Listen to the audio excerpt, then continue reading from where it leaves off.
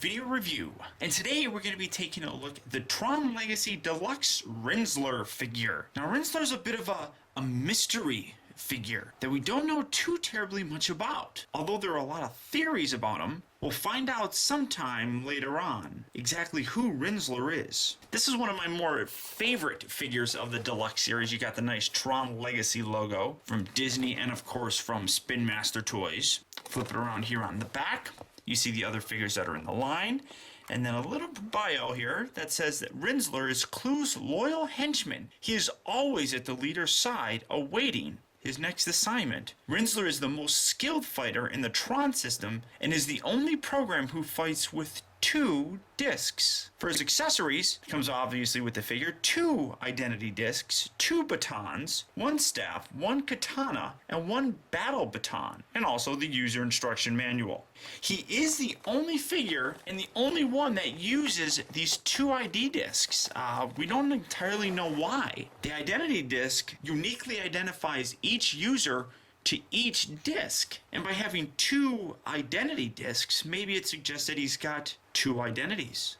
Who knows? He obviously has the light up feature and a real nice kind of shadowed out black picture here on the side that you can't see anything. It's a secret. But let's get this guy open and see what we have. Okay guys, so here you have Rinzler opened up and out of its packaging. And again, like with all the other figures, you get a ridiculously big instruction manual that actually shows you different parts in many different languages about how to how to do things and how to change the batteries.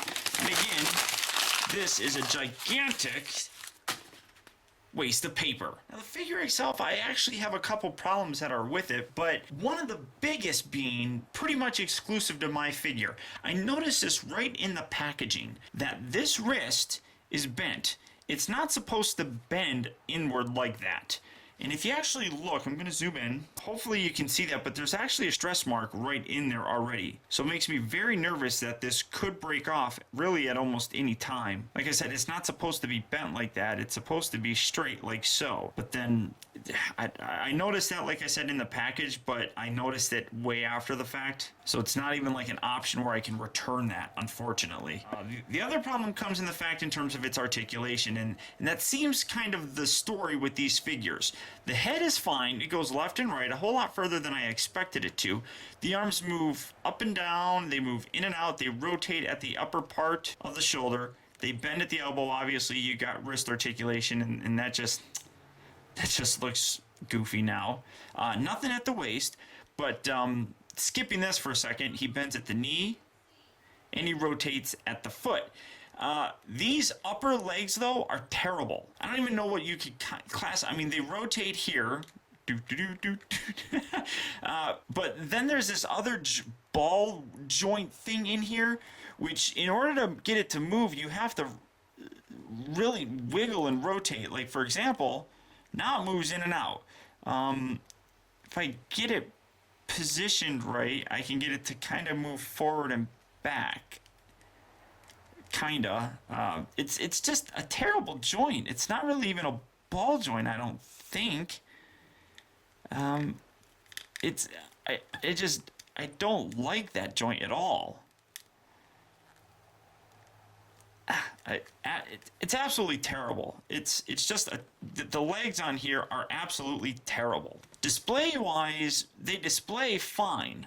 Because you're just going to have them standing there. But in terms of playability, these things are not very fun. You can't really get a lot of real good running poses or anything like that. The legs are just absolutely ridiculous. And you get them standing kind of really straight back. But he does come with a butt ton of accessories. As I mentioned, he comes with 2 identity discs. Why? We're not 100% sure yet. I'm sure we'll find out in the movie. But as I said, they do clip on to his back. Only one can clip on, so you can have that hold on there, and then you can have him holding. So I'm not even going to bother with it. So no, he can't hold them. I guess he can not even hold it like that. You can have him kind of rest it like that. That's about it. He serves a pizza pie. He comes with his 2 batons, which he can't hold these. He can't hold those better in his hands. There you go. So he has his batons. They also can plug onto the side of his legs this little hole in these little side pegs.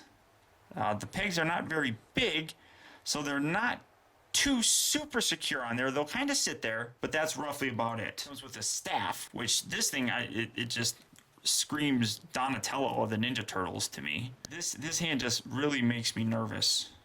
So, and then that's gonna pop off. So there you have him with his staff. He also comes with this nice katana blade, which has this nice, you can kind of see through it, orange plastic, which is really sharp. I like the way that looks. Very cool looking. And his battle batons, which to me says that this is more like nunchucks than anything else, except for the fact that they're very stiff. So you're kind of stuck, really not having much to do with this. But all the accessories that he comes with is really impressive. I really do like it. The other feature that he does have is his little light up gimmick on his chest. If I zoom in just a little bit here on the chest. Now that I got some lights cut off here, now what you have the little button here on the inside, and then when you push it, you see that he lights up fairly nicely. You see a lot of lights here, here, and here, right there in the center. Kind of looks like a jack-o'-lantern. But you can see that some of these are painted so it doesn't show up. I kind of wish all of them were lights. But it's not bad looking. I mean, it looks really good, especially when you get in a dark color. Now, you flip it around here on the back, and on the inside here, you do have a little button that if you switch it down, it no longer lights up when you push the button. So I guess that's kind of like a battery saver. Overall, with all the accessories that you do get with this figure, it's a really nice figure. I do have, like I said, I do have some problems with the legs, and this is just exclusive on my figure. I'm sure not all of them are like that. But in terms of a display piece, this Rinzler figure is actually really nice, and I do like it for the display purpose aspect of him. So if you are a really big fan of TRON and want to have a nice display set, I do recommend this figure. However, in terms of playability factor, I really can't recommend him too terribly much, mostly because his legs don't do anything. So you can't really play with them. But as I said, for a display piece, this thing is fantastic. And fans of TRON should enjoy this figure. So until next time, guys, I want to thank you for tuning in. This has been Optibotimus. I'll talk to you later.